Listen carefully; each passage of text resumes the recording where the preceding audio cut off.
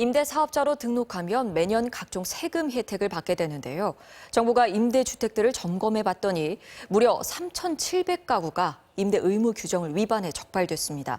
임대료를 10배로 올리거나 세입자를 들였다고 하고 자신이 살고 있는 등 위반 사례도 다양합니다. 정부는 과태료 부과와 함께 그동안 받았던 세제 혜택을 환수하고 임대사업자 등록도 말소할 방침입니다. 정진욱 기자입니다. 2015년 서울 중랑구에서 3억 2천만 원을 주고 아파트를 산 뒤 임대사업자로 등록한 60대 여성. 매년 종합부동산세와 재산세 감면 등 수백만 원의 세금 혜택을 꼬박꼬박 챙겼습니다. 하지만 확인해보니 이 아파트에는 세입자가 산 적이 한 번도 없었습니다.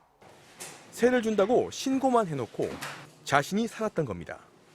이렇게 세금 혜택만 챙기고 의무는 나몰라라 한 임대사업자가 없는지 정부가 등록 임대주택 160만 가구를 전수조사했더니 3,700가구가 임대 의무 규정을 위반한 것으로 드러났습니다.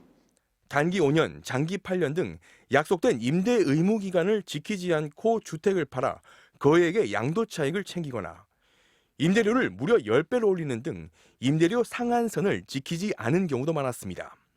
또 임대 기간이 끝난 뒤 임차인의 갱신 요구를 불법 거절한 경우도 적발됐습니다.